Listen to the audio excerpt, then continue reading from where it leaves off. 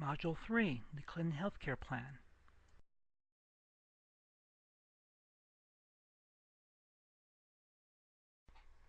Now, much of the discussion around the Affordable Care Act actually began back in the early 90s when the then President Clinton attempted to initiate their own form of healthcare reform.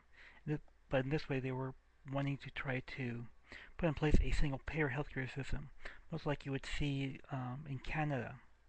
However, the experiences with that proved futile and pretty much ended in failure.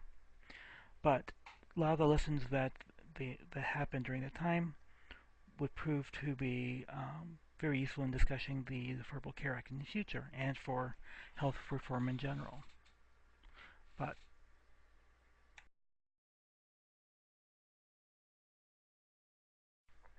one of the criticisms that was being made regarding the President Clinton's then single-payer plan was the fact that it was a huge government bureaucracy, and there's a lot of people that was very upset about such a thing. For example, one major organization was the American Health Security Standards Board, which was sought to have a lot of control over the U.S. healthcare system. In addition to that, there's also a large number of other other councils, other boards as part of the United States government.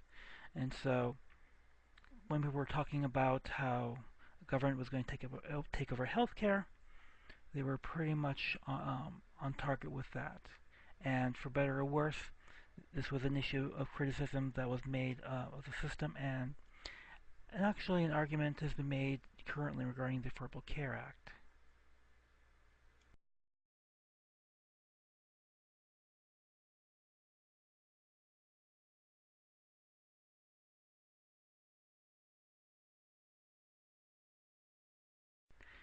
Now again, similarly with the Canada system, the system being proposed by President Clinton was, again, a federal system taking an overarching role of the organization of the healthcare, but each state would have to administer the program. So each state would have to develop its own organization, its own bureaucracy in dealing with the new healthcare system that they were proposing.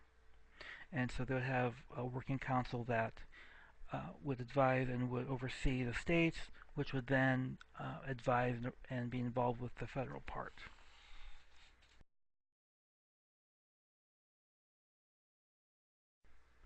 Now, much like the other federal systems that we've seen, there were attempts to try to control the cost of healthcare by prescribing what the government would pay for each service, for each activity, for each drug. Now, and that will be part of the committee's, many of the committee's activity was to examine the evidence, examine what is being spent, and so forth, or to come up with a fee schedule for any kind of procedure that a person would uh, seek from a healthcare provider. And so, and pretty much a system similar to what we see in Medicare, in that uh, the organizations prescribing costs, but on a much larger scale. And this is another avenue which was seen or was taken with much criticism by not only other government officials, but for many people within the healthcare industry.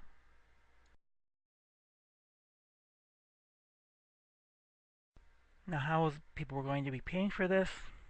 Again, they're going to impose a new tax to fund all this. Again, what we see in other countries. The portions from the Medicare and Medicaid budget would have been folded into this as they phase out Medicare and Medicaid. They would have, at the time, increased their corporate tax rate from 34% to 38%. Just for just for your information, the current rate is 12.1%, which was cut during the Bush administration. Uh, there would have been an increase in individual income tax rates, taxes in estates and trusts, other tax reforms. So we would have seen really an increase in the taxes that individuals pay, but all going towards funding this healthcare system, which is again something that many people also balked at. We're also quite upset about.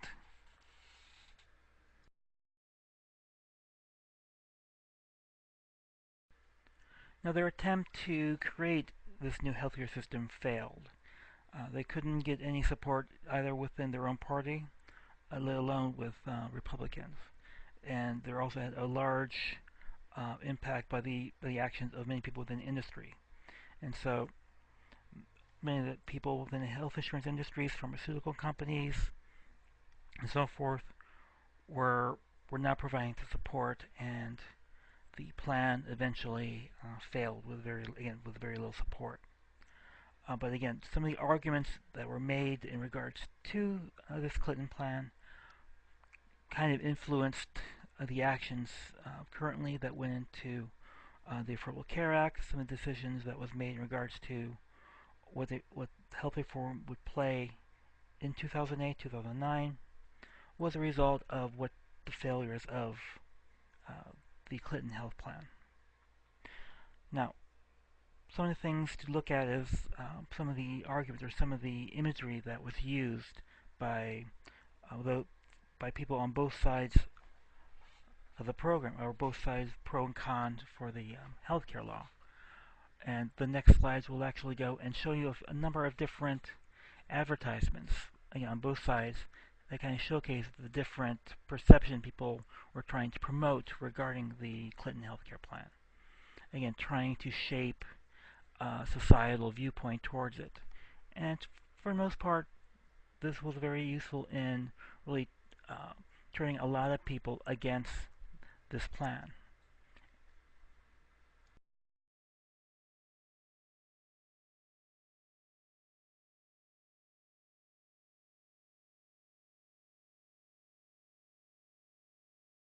Called the Harry and the Louise ads, and what we thought we would do is show you the evolution of these ads, including the most recent one, a spin-off of those ads, which was released this past Thursday by the Democratic National Committee. Here's what they look like. This is confidential. But this was covered under our old plan. Oh, yeah, that was a good one, wasn't it? Things are changing, and not all for the better. The government may force us to pick from a few healthcare plans designed by government bureaucrats. Having choices we don't like is no choice at all. Yeah, they choose. We lose. For reforms that protect what we have, call toll-free. Know the facts. If we let the government choose, we lose. Call today. You've probably seen a yuppie couple named Harry and Louise on TV recently questioning the president's health care plan. Well, I thought I'd bring you up to date. Harry lost his job and also his insurance. Louise owned a small, struggling company that couldn't afford group insurance, so she'd always depended on Harry's policy. Unfortunately, she had a pre-existing condition that prevented her from obtaining new coverage. Now, it's true, Louise should have gone into the hospital earlier, but she didn't want to eat into their savings. Eventually, she and Harry gave up their country club memberships and sold their expensive foreign car, but by then, it was too late. Very nice service. Harry doesn't get out here much. He got a job making commercials in another state. His new company doesn't have an insurance plan, and after paying off Louise's hospital bills, he can't afford one. Sad story. The insurance companies say we can fix things using the same system that's always been there. That's what they told Teddy Roosevelt when he proposed a national plan almost 100 years ago. I guess they're still working on it. Oh, hey, by the way, if you see Harry, tell him to hang in there. The president's plan is just around the corner. He shoots, he scores, he floats.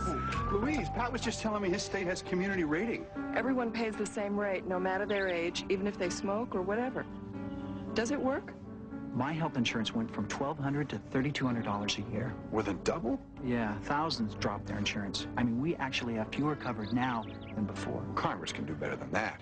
If we send them that message. To send Congress a message on flat community rating, call today. You said universal health care was too complicated, Louise. Oh, good point. You said you'd never lose your job, so we'd always be covered. Oh, we You said, what do we do when the government runs out of money? Well, who's out of money now, Harry? Oh, there's got to be a better way. Right? Harry? There is a better way. Tell Congress you want what they already have, the security of affordable universal health care. David Wilhelm, chair of the Democratic National